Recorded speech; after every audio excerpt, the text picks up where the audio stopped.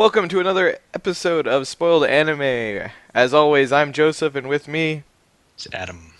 and we are doing Cowboy Bebop and Cowboy Bebop the movie Knocking on Heaven's Door. So, like always, I'm going to pass it to Adam. He'll do a brief on the first one, then we'll dissect it, and then we'll do a brief description of the movie, and then we'll dissect that. So, if you haven't seen them, go watch them and come back to us. All right, so go ahead and hit it off, and then we'll go.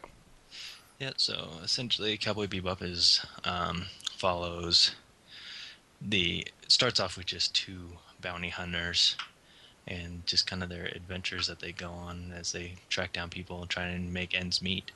Um, and they travel to a bunch of different locales and meet up with some more folks who join the crew. And by the end, they have like a little ragtag group of about five of them, including the dog, and then yeah, they just kind of go around picking up bounties, or bounty heads as they like to say, and pick one up here and there, and usually just barely scrapping by as they go.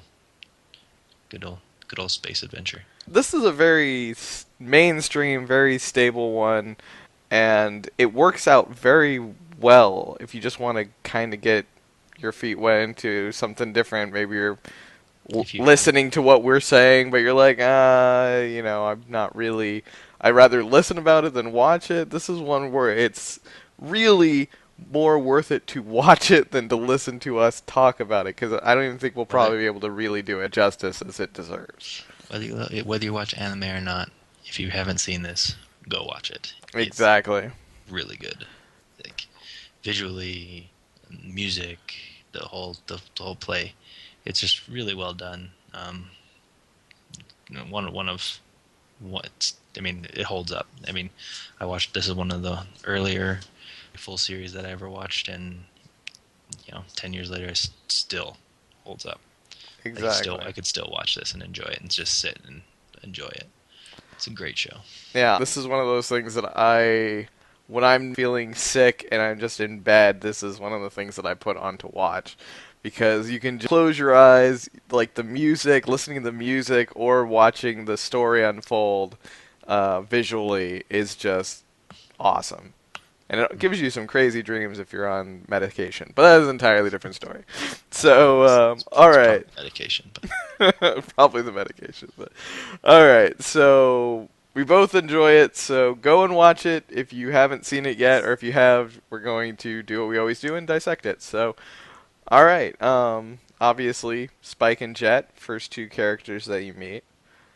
hmm and yep. So those are your two main characters. Yeah, Spike is he's essentially the front man for the most part. He's the martial, appears to be, you quickly kind of discover he's like a martial arts expert, and or some, if he isn't, he's dang well close to it. Yeah, he's And, the Bruce Lee. Like I always look at him, he's just like if he was just spouting like life advice, which at a point he does. You'd just be like, he's the incarnation of Bruce Lee in the future.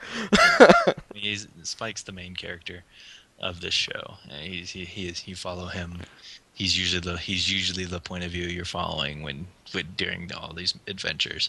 Every once in a while, you get point of views from like Jet and some of the other characters, but the bulk of the series follows Spike. Yeah.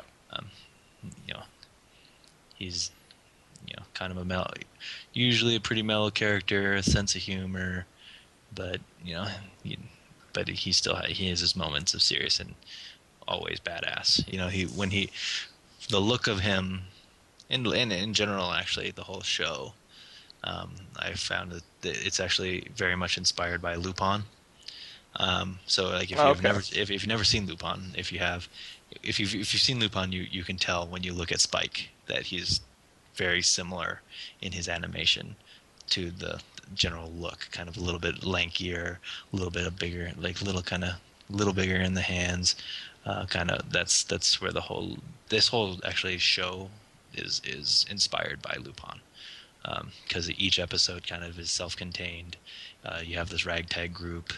Um, Faye Valentine is very much like Fujiko.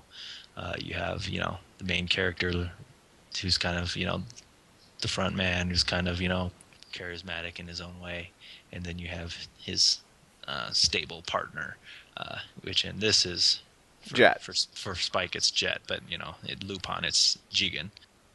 I mean, when you compare the two shows, they're very. You can see the similarities; they're all there. Yeah. I mean, except for Spike's kind of Lupin plus the swordsman put together. Um, so it's pretty sweet. And I'm sure we'll hit Lupin at some point. Great show as well, but um, Yeah, we probably will. but this is but like when you hit that, it's pretty sweet. Yep. And so I mean, you got Spike, who's the kind of the front man, and as you said, Jet, who's kind of the guy behind everything, who sets everything up and kind of is the overseer, the kind of watcher in a way, The manager. the manager, who also has a past as a police officer. And then you've got Faye Valentine, who is kind of the person out of time because you Yeah. find out later on that she had a sickness that couldn't be dealt with in her time, and they froze her until such time. Hmm. And then, of course, she gets scammed. Obviously, why not wake up in the future, kind of a pawn, because you don't know anything about the time, and she gets scammed. And she has a bounty of her own, which is kind of how they come across her in Exactly. the first place.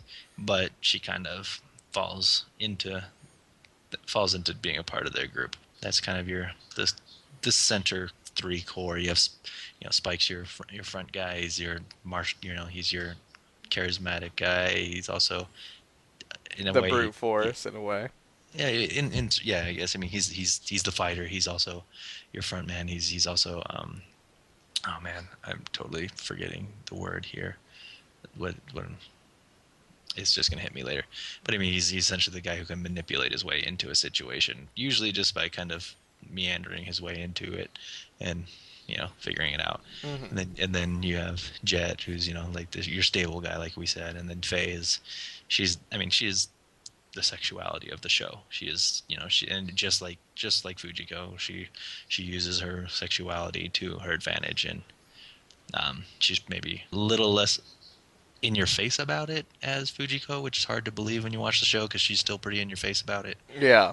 But it's I mean, just if you get a quick look at the show and the way she dresses, I mean, her midriff's all open, buttoned up, like one button on her shirt, pretty much. I mean, that's what she's there for. I mean, she's there for humor and for, but she is talented. She's a grifter. Yeah, exactly. That's what I was looking for the word I was looking for. I mean, Spike is in his way too, but she's definitely your prototypical grifter. Yeah, she says she's a gypsy or something, like in Yeah, the thing. So kind of you got that.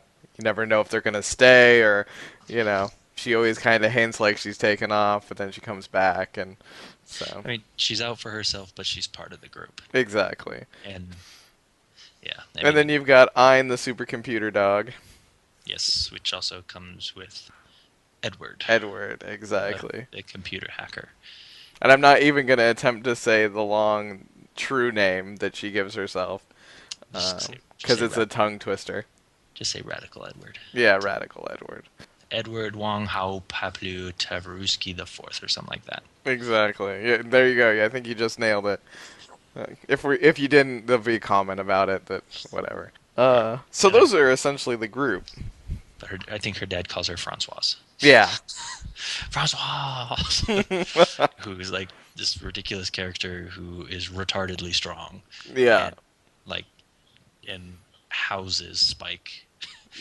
Like you think like Spike, you always expect Spike to just be the most badass dude in the room, and Edward's dad just like trounces him without even trying. Exactly. He's like block, block, block, punch to the face, and you're down. You're like, whoa, where did this guy come What from? just happened? Makes Exactly. no kind of sense, but so I mean, yes,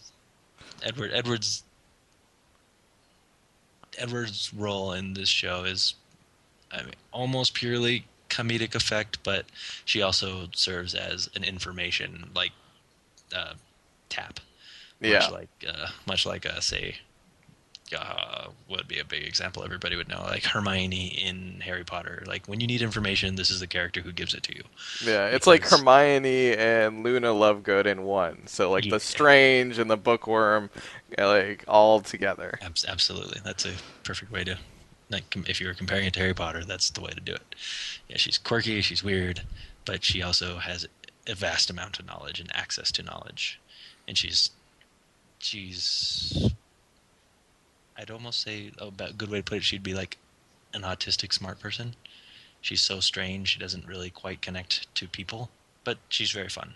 She's a fun character. I like her. I think she balances out the crew very well, because for the most part, even though they have their humorous moments between Jet, I always Faye, I always mix her up with Fujiko because she's so similar.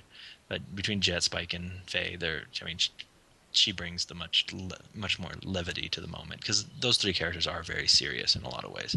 And I mean, well, between being a grifter who's taken out of time, a former cop, and a former gangster, you have three serious people, and then you need this essentially this super smart kid who's kind of thrown into the mix, who lightens it up. A lot of the story play by plays really, or the plots of them really don't revolve the characters too much. Like they all expand on them. Or what I like about it is it always seems to show you the universe in a bigger picture around these people. Like you get to see it from their eyes, but you get the kind of this idea that even though they're main characters, there's just so much more out there. Yeah, I mean, and you can watch any episode and not be lost.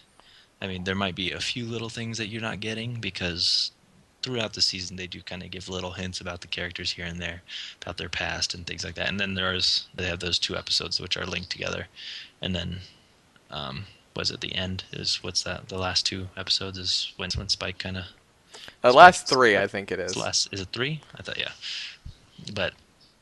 So aside from those ones all kind of linking together, the rest are all standalone episodes. You watch one and be done. You don't need to have all the rest in order to get what's going on. Um, it's good to have the first few episodes so you see when they all come together. But after that, then you can just watch any of them. And essentially, the movie is just a really long episode.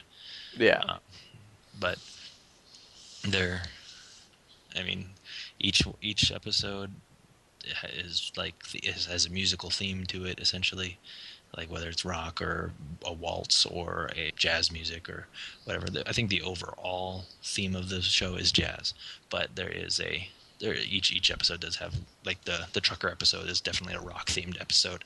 Then you have the waltz, which is the two episodes where you deal with Spike's past, and um, which is really well done, and it's incredible. Like if you've only seen like some of the other, like, more cheesy animes out there, and then you see this one, it kind of steps up the game when you're like, okay, this is kind of a new level of what you should be expecting.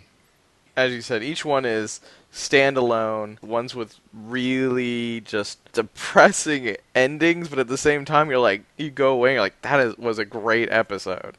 The Mm-hmm. first episode, which obviously is a good place to start, Red Eye, Red right? Eye, yep.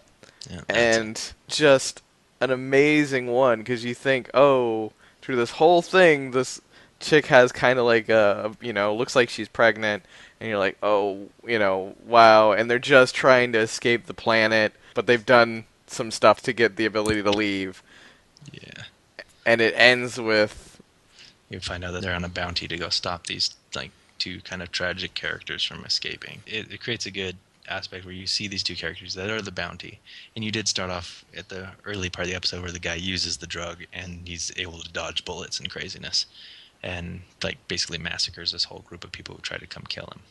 And then Spike shows up, and he's able to fight the guy while he's on the drug, and because he's fast and he understands, like, okay, well, can't watch everywhere, can you? So he basically swings out one direction and then kicks him in the head from the other direction, and he's able to overcome this seemingly almost like what a moment ago would have seemed an impossible thing to overcome. And so thus, right out the gate, you realize, okay, Spike's a badass.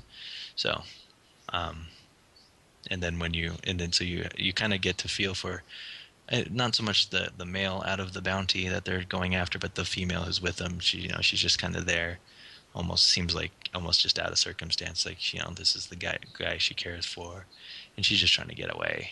And Spike's there to stop them, not necessarily because he wants to hurt these people, but there's a bounty, and this is his job. He's got to do it, or else he's going to continue eating bell peppers and beef with no beef. I forgot about that. Where's the beef? We've had bell peppers and beef for the last few days, so we don't have no beef. Yeah. It's gonna be different this time. How's it gonna be different? Yeah, there's no beef. You But can't call it bell peppers and beef if there's no beef, Jet. exactly. So that's like that's like a little humorous bit that you get in there, and it's humorous, and at the same time it helps set the setting for these characters. That's a continuous, they have to go to the next job or else they won't eat. This is it's not like they don't want to hurt these people. I mean, sometimes they do. Sometimes they have to hurt these people, but because they have to stop them. But they're not doing it out of like malice. They're doing it because they have to. This is how they feed themselves, and so you don't. And I think because it's like that, and it's not like this big like mighty quest to go do something. You don't have that, like you don't get that feel of like you don't have that constant. I guess it's not like a epic feel as in like oh right, here they're going on some big adventures. It's like like you got to do this. It's a different feel to a show than I'd say like really like for example another space travel one would be when we were talking about Outlaw Star. This is an epic story of them going off to find this mighty this treasure. This one's just got to get through the day. Much similar to say like the feel of Firefly or something.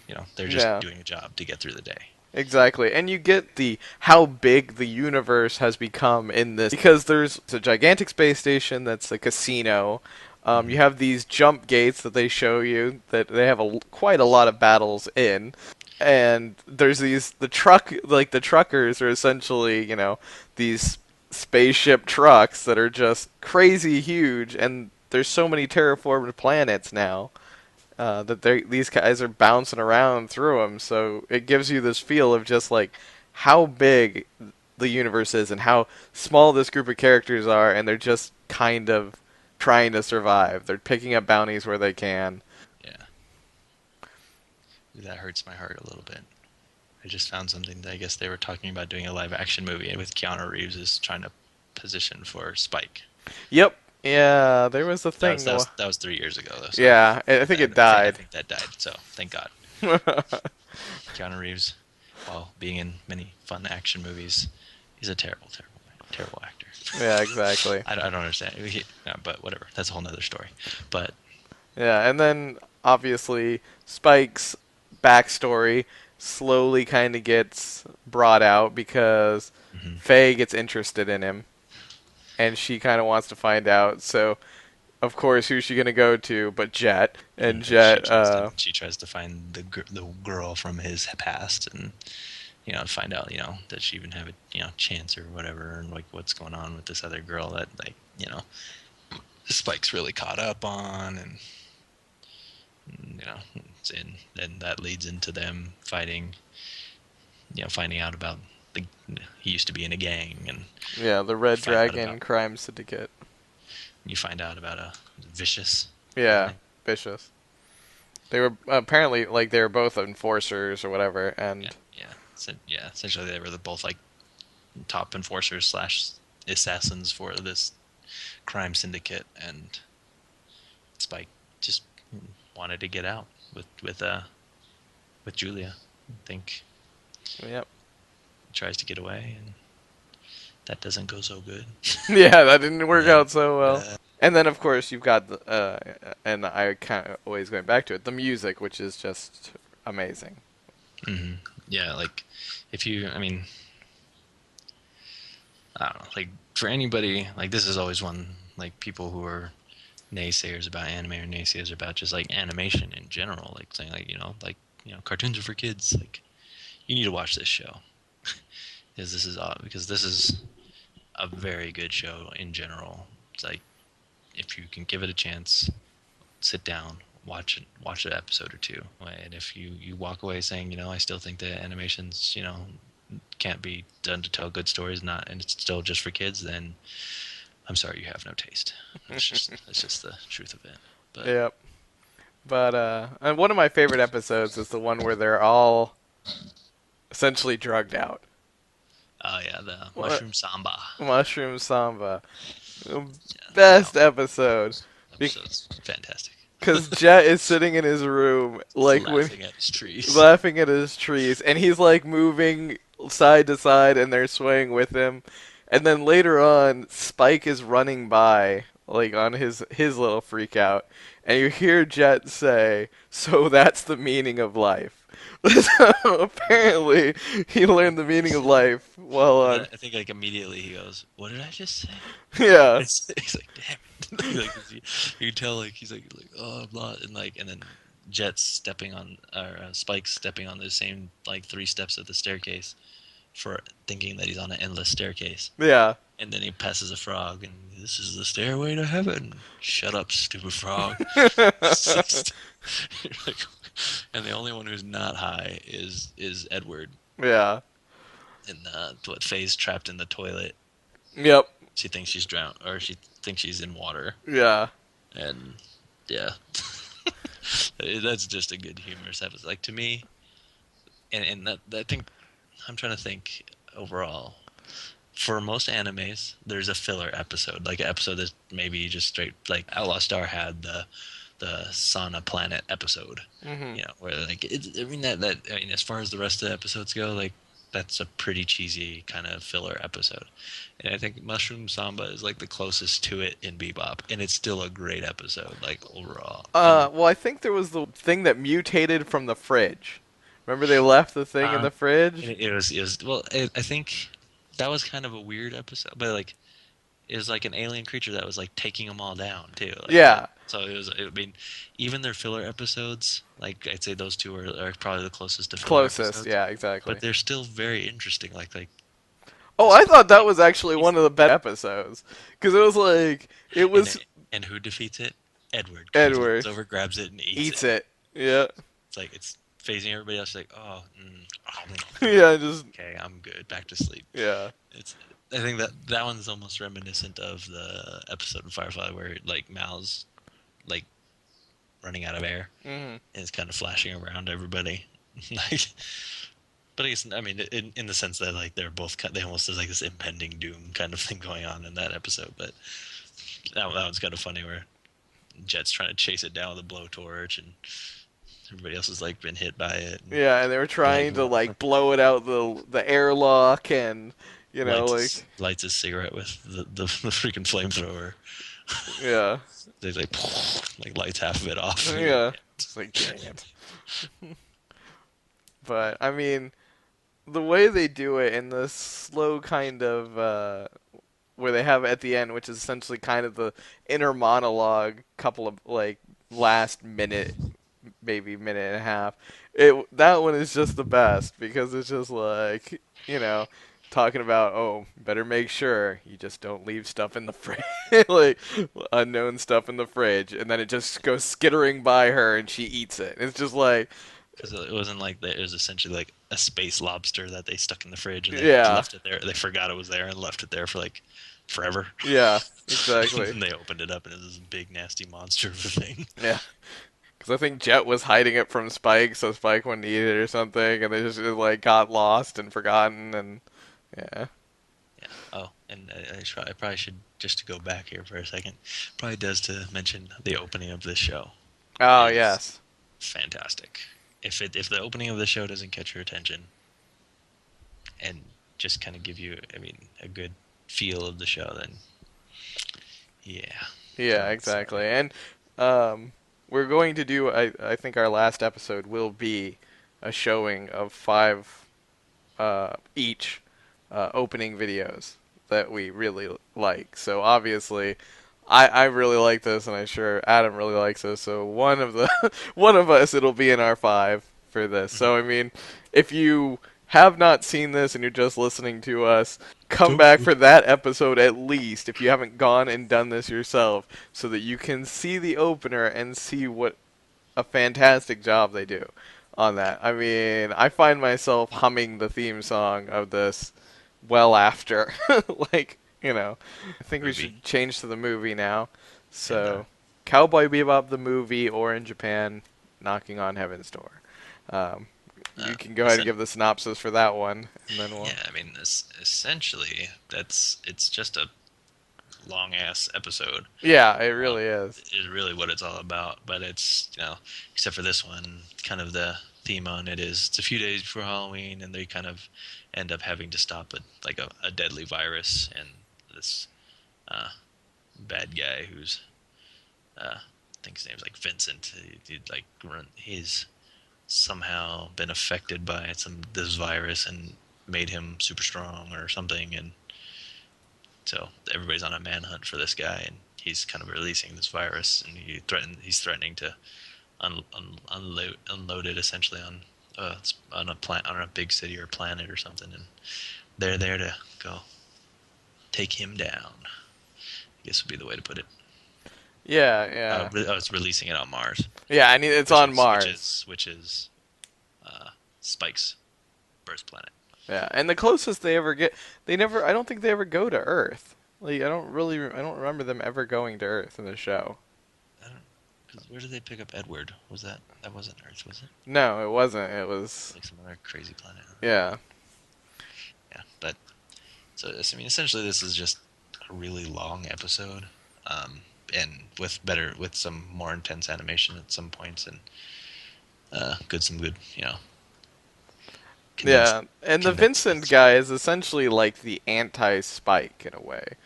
Yeah, Like, I mean, he's very similar to Vicious in a lot of ways, yeah, but since Vicious has been taken care of, they they didn't want to reuse him, I guess. Um, I mean, the theme of the show, it kind of takes place it's in the I think in the continuity of the story, it's somewhere in the middle of the yeah, show. I think it's in between. Like I think it's like right in the middle of the series is where this is supposed to take place. Um,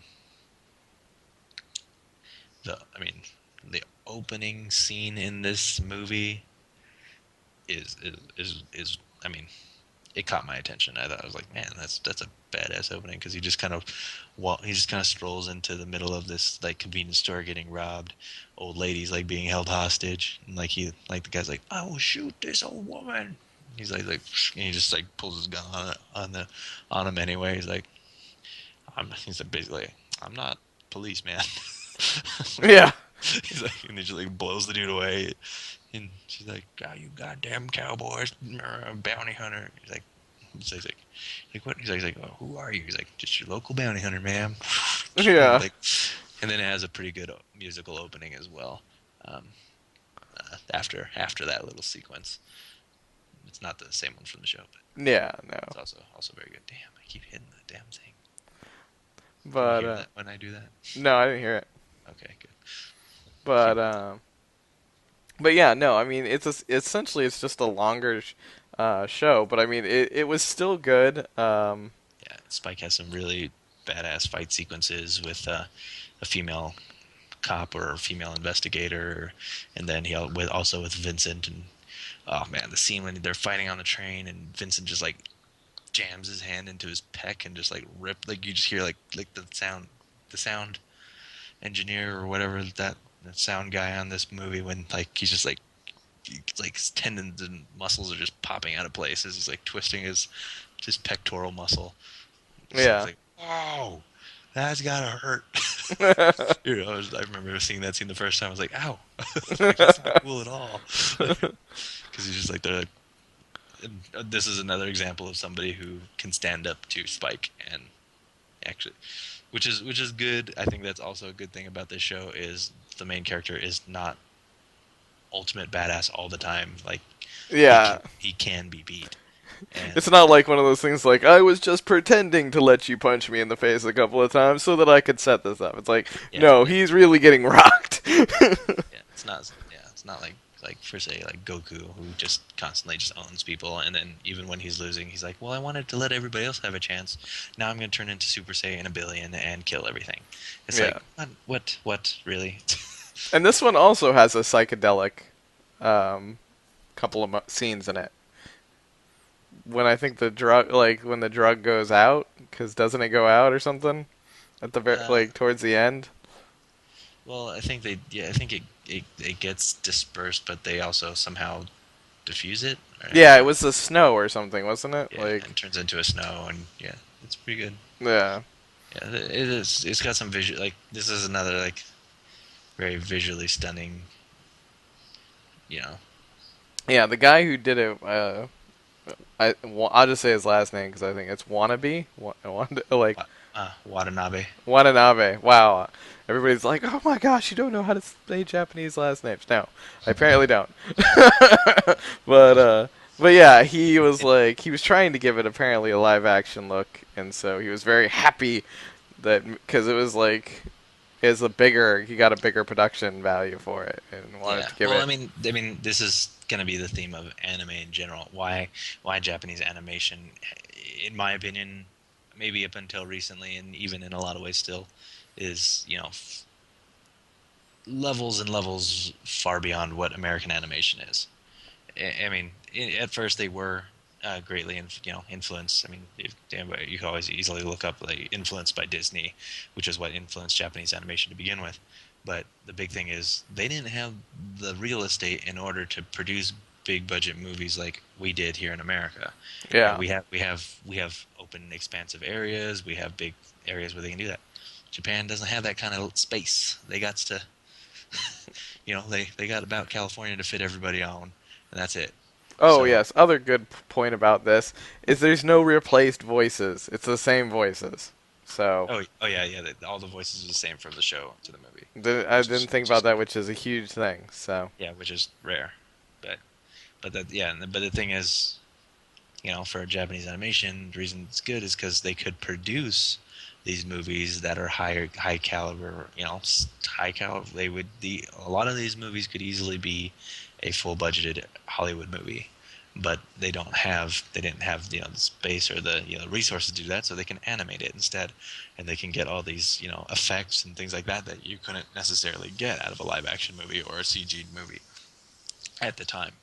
Now with CG coming to where it is, then now there's a lot more things that can be done. So you see now that's why you're starting to see different things happen. yep. But that's why you have movies like this. Bebop. This was what, back in 2002, 2001. 2001. Yeah. So I mean, hey, what was the big movies coming out in 2001? I mean, probably still don't even. I can't even think of what I the big can't even think of it. offhand. I can't think of what big movies were coming out then. But I mean, it's. I guess this movie made $3 million worldwide, which is not bad for an animated movie. I No, guess. I not mean, bad at not all. a non-Pixar animated movie, I should say. Yeah, yeah. Probably considering it was probably done with only Japan. 1/20th of that, but not even that, maybe 1/40th of that budget of Yeah, that box office.